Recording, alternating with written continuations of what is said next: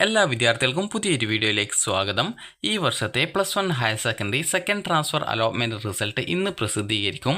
അപ്പോൾ ഇന്ന് വൈകുന്നേരം 4 മണിയോടെയോ അല്ലെങ്കിൽ അതിന് മുൻപായിട്ടോ അല്ലെങ്കിൽ ഇന്ന് രാത്രിയോടെയോ വിദ്യാർത്ഥികളുടെ റിസൾട്ട് വരുന്നതാണ്. അപ്പോൾ വിദ്യാർത്ഥികൾക്ക് നാളെ രാവിലെ 10 മണി മുതൽ സ്കൂളിൽ പോയിട്ട് അഡ്മിഷൻ എടുക്കാവുന്നതാണ്. അപ്പോൾ ഈ ഒരു ഓഗസ്റ്റ് 6, 7, 8 തീയതികളിലായിട്ടാണ് വിദ്യാർത്ഥികൾക്കുള്ള അഡ്മിഷൻ നടക്കുന്നത്. അപ്പോൾ അലോട്ട്മെൻറ്റ് ലഭിക്കുന്ന വിദ്യാർത്ഥികൾ നിർബന്ധമായിട്ടും അലോട്ട്മെൻറ്റ് ലഭിച്ച ആ ഒരു സ്കൂളിൽ അല്ലെങ്കിൽ കോഴ്സിലേക്ക് മാറേണ്ടത് നിർബന്ധമാണ്. വിദ്യാർത്ഥികൾക്ക് hskap.kerala.gov.in എന്ന വെബ്സൈറ്റ് ഓപ്പൺ ചെയ്ത് കാൻഡിഡേറ്റ് ലോഗിൻ എന്ന് പറഞ്ഞുകൊണ്ടുള്ള ലിങ്ക് ആ ഒരു സമയത്ത് വെബ്സൈറ്റിൽ പ്രസിദ്ധീകരിക്കുന്നതായിരിക്കും ഈ ഒരു ഭാഗത്തായിട്ട്.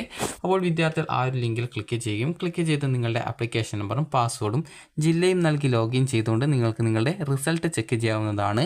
ട്രാൻസ്ഫർ കിട്ടിയിട്ടുണ്ടെങ്കിൽ congratulations, you have got transfer എന്നും, അതുപോലെ ഏത് സ്കൂളിൽ ഏത് കോഴ്സിൽ എത്രാമത്തെ ഓപ്ഷനിലാണ് കിട്ടിയിട്ടുള്ളത് എന്നുള്ളതും, അതുപോലെ തന്നെ ട്രാൻസ്ഫർ കിട്ടിയിട്ടില്ല എങ്കിൽ sorry you have not transfer എന്നും, അതുപോലെ നിങ്ങളുടെ ആപ്ലിക്കേഷൻ കംപ്ലീറ്റ് ചെയ്യാൻ ഏതെങ്കിലും വിദ്യാർത്ഥികൾ വിട്ടുപോയിട്ടുണ്ടെങ്കിൽ your application has not confirmed hence your application does not considered for transfer എന്നും കാണാനായിട്ട് സാധിക്കുന്നതാണ്.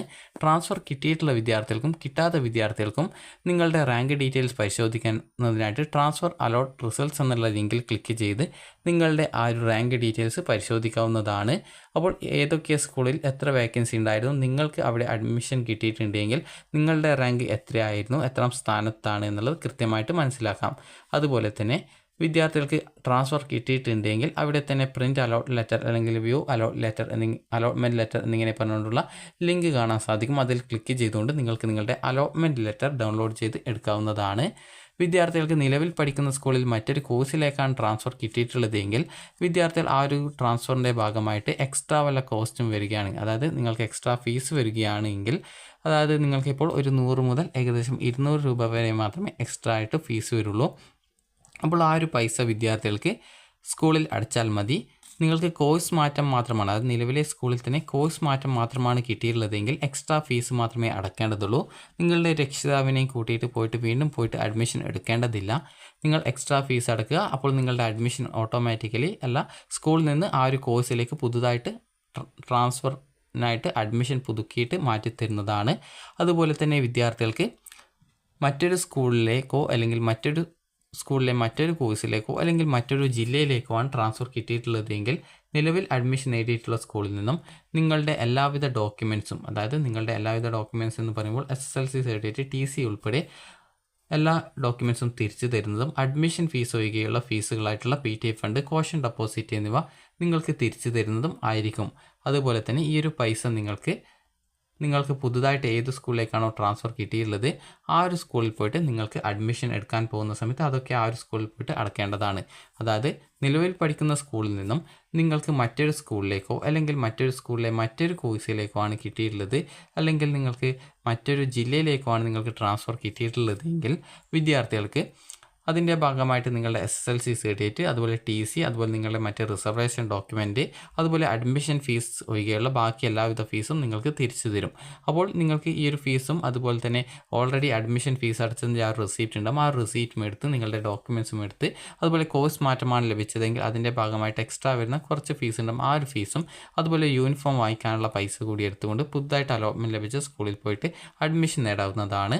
അപ്പോൾ 6, 7, 8 തീയതികളായിട്ടാണ് വിദ്യാർത്ഥികൾക്ക് അഡ്മിഷൻ ഉണ്ടായിരിക്കുക. അപ്പോൾ ഇതുമായി ബന്ധപ്പെട്ട് ഇവിടെ ഇൻസ്ട്രക്ഷൻസ് വിദ്യാർത്ഥികൾക്കും വേണ്ടിയിട്ട് നൽകിയിട്ടുണ്ട്. അപ്പോൾ ജസ്റ്റ് ആ ഒരു ഇൻസ്ട്രക്ഷൻസ് വിദ്യാർത്ഥികൾക്ക് വായിച്ച് നോക്കാവുന്നതാണ്. അപ്പോൾ ജസ്റ്റ് ആ ഒരു ഇൻസ്ട്രക്ഷൻസ് പ്രകാരം പറഞ്ഞിട്ടുള്ളത് വിദ്യാർത്ഥികൾക്ക് 6, 7, 8 തീയതികളായിട്ടാണ് ഈ ഒരു അഡ്മിഷൻ നേടാനായിട്ട് സാധിക്കുക. അപ്പോൾ വിദ്യാർത്ഥികൾക്ക് ജൂലൈ 31 തീയതി വൈകുന്നേരം 4 മണി വരെ വിദ്യാർത്ഥികൾക്ക് ഈ ഒരു രീതിയിൽ അപേക്ഷ സമർപ്പിക്കുന്നതിനായിട്ട് അവസരം നൽകിയിട്ടുണ്ടായിരുന്നു.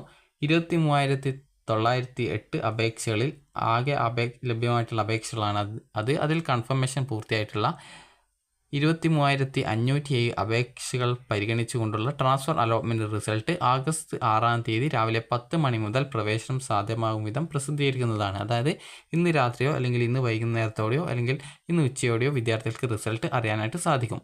അപ്പോൾ ഈ ഒരു നിങ്ങൾക്ക് കാൻഡിഡേറ്റ് ലോഗിൻ ചെയ്ത് കഴിഞ്ഞാൽ ട്രാൻസ്ഫർ അലോട്ട് റിസൾട്ട്സ് എന്നുള്ള ലിങ്കിൽ ക്ലിക്ക് ചെയ്ത് നിങ്ങൾക്ക് നിങ്ങളുടെ റിസൾട്ട് പരിശോധിക്കാം, അല്ലെങ്കിൽ ലോഗിൻ ചെയ്ത് കഴിഞ്ഞാൽ തന്നെ നിങ്ങൾക്ക് നിങ്ങളുടെ റിസൾട്ട് പരിശോധിക്കാവുന്നതാണ്.